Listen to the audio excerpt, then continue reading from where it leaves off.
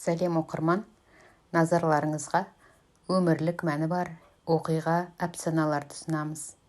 Каналға тіркеліп қойыңыздар. Әйел неге жылайды?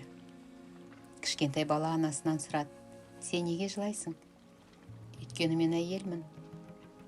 Мен түсінбеймін. Анасы оны құшағына алды да былай деді: сен мұны ешқашанда түсінбейсің. Бала әкесінен барып сұрады: мамам неге себепсіз жылай береді? Барлық әйелдерде кейде себепсіз жылайды дегеннен басқа жауап таба алмады әкесі. Бала өсіп, ержеткен соң да таңырқауын қоймады. Әйелдер неге жылайды? Ақырында ол жаратушыдан сұрады.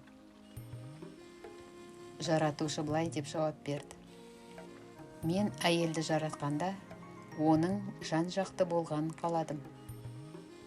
Мен оған бүкіл әлемді ұстап тұратын мықты, сонымен бірге сәби басын сүйейтін нәзік иықтар бердім. Мен оған түрлі ауыртпалықтарды көтере алатын мықты рух бердім. Мен оған өзгелер сүрінгенде өз алға қарай жүретін және құлағанға көмектесетін, қамқорлық жасайтын, онысы үшін ешкімге шағынбайтын ерік жігер бердім. Мен оған баланы, тіпті оны ренжітсе де жақсы көретін мейірімділік бердім. Мен оған ерінің көптеген кемшіліктеріне қарамастан қолдау көрсететін күш бердім. Мен оны ерінің жүрегін қорғасын деп, оның қабырғасынан жараттым.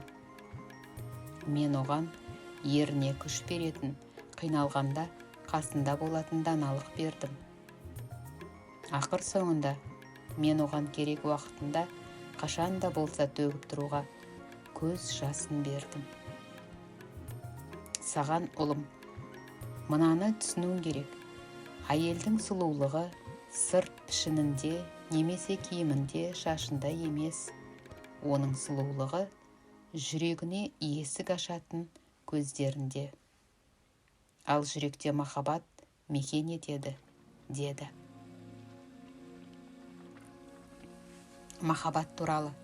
Бір аралда түрлі сезімдер өмір сүрді.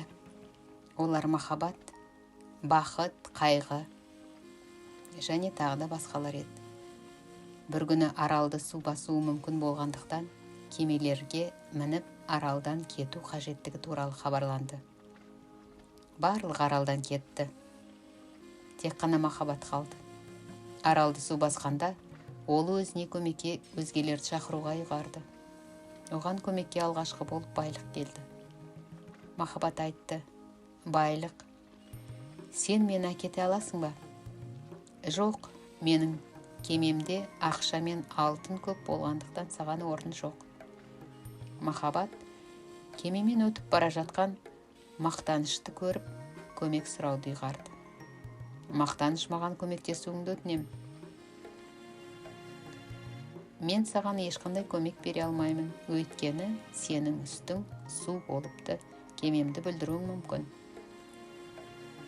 Махаббат өкініштен сұрайды: өкініш, мені өзіңмен бірге ала кетші. Ой, махаббат, мен сондай көңілсізбін, дәл қазір жалғыз қалғым келеді. Бақыт аралдың жанынан жүзіп өтіп бара жатты, бірақ өзі бақыттан бас айналған сонша махаббаттың өзін шақырғанын естімеді. Кенеттен біреудің даусы естілді: махаббат, бері кел. Мен сені өзіммен бірге алып жүрем. Оны шақырған қарт адам болатын. Махаббат қатты қуанғанынан қарияның атын сұрауға да ұмытып кетті. Жерге аяқ басқан соң махаббат білімнен сұрады: маған көмектескен кім? Бұл уақыт болатын. Уақыт? Ол неліктен маған көмектесті деп сұрады махаббат. Білім даналықпен жымиып былай деді: өйткені өмірде махаббаттың қаншалықты маңызды екенін тек уақыт қана түсіне алады. Алма толы шелек. Адам өзіне жеміс ағаштары бар зәулім үй сатып алды. үйдің жанындағы ескі үйде қызғаншақ көршісі тұратын еді. Ол үнемі жаңа көршісінің ауласына қоқыс төгіп, ренжітуге тырысты. Бір күні адам көтеріңкі көңілмен сыртқа шықса, лас су толы шелек алдында тұр еді. Ол шелекті алды да, лас суды төгіп, шелектің ішіне жарқыратып тазалап, ішін ең ірі тәтті алмаға толтырып, көршісінің есігін қақты. Есік қағылғанын естіген көршісі, қолыма түстің бе бәлем, деп жанжалдасуға дайындалған нашар оймен есікті ашқанда, адам қолындағы шелек толы алманы ұсынып, әркім өз байлығымен бөліседі, деді. Жүрек жақындығы. Ұстаз шәкірттерінен сұрады. Неліктен адамдар жанжалдасып, айғайласады? Өйткені олар өздерін ұстай алмайды, деді біреу. Егер адам жаныңда тұрса, оған айғайлаудың қажеті не? Деді ұстаз. Бір-бірімен жай сөйлесуге болмай ма? Шәкірттері түрлі жауап ұсынса да, ұстаздың көңілі толмады. Ақыры ол былай деп түсіндірді. Адамдар бір-біріне көңілдері толмай дауласқанда, олардың жүректері алшақтайды. Осы қашықтықты толтыру үшін және бір-бірін есту үшін оларға айғайласуға тура келеді. Олар қатты ашуланса, қаттырақ айғайлайды. Ал адамдар бір-біріне ғашық болса қалай болады? Олар айғайламайды, керісінше жай сөйлеседі.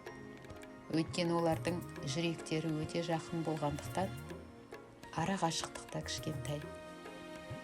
Ал сүйіспеншілік тереңдеген сайын сыбырласудың да қажеті болмайды. Олар бір-біріне қарағаннан ақ сөзсіз түсініседі. Бір-бірін жақсы көретін адамдар бірге болғанда осылай болады, деді ұстаз. Сондықтан біреумен ренжіскенде өз жүректеріңе бір-бірінен алшақтауға жол бермеңдер. Бір-біріңнің араларыңды алыстататын сөздер айтпауға тырысыңдар. Өйткені ара қашықтық алыстағаны соншалықты кейін қайтуға жол таба алмайтын күн тууы әбден мүмкін. Мінезді тәрбиелеу. Ертеде бір кісі баласы тұрмай жүріп, көрген баласын әбден есіртіп, еркелетеді. Бала өсе келе тілі удай ащы, есерсоқ, бәйдеп жігіт атанады. Жұрт безердей болғандықтан, оның қасына ешкім жақын жүрмеуге тырысады. Әкесі әбден ойланып, мынадай айла жасайды. Баласын шақырып алып, бір жалпақ тақтай береді. Күніне қанша адамды ренжітсең, мына тақтайға сонша шеге қақ дейді. Бірінші күні бала тақтайға 37 шеге қағады. Балам, өзіңді тежеп ұстап, шегеңді азайтуға тырыс депті. Баласы әкесінің сөзін тыңдап, азайта отырып, бір күні ешкіммен ұрыспайтын, шеге қақпайтын да күнге жетіпті. Сол күні әкесі былай деп ақыл айтады. Енді балам, ешкіммен ұрыспайтын болдың. Бір адамды қуантқанда бір шегеден суырып отыр. Бала әкесінің сөзін орындауға тырысып, тақтайдағы шегені де күндердің бір күнінде тауысыпты. Әкесі қуанып, балам, сені дұрыс адам болмайтын шығар деп қорқып едім. Міне, өзіңді өзің тәрбиеледің. Жақсы адам болатын жолға түстің. Бірақ балам, мына тақтайға қараш, бұрынғысындай тегіс, әдемі емес, беті шұрық тесік. Сен қанша кешірім сұрасаң да, олар қанша кешірдім десе де, кезінде айтылған сөздерді қалай өшіресің? Бәрібір, ол жүректің түкпірінде қалды ғой. Әрине, бұл күндерің әркіммен бір ұрысып жүргеннен жақсы. Бірақ бұл саған өмірлік сабақ болсын. Тіліңе ие бол дейді.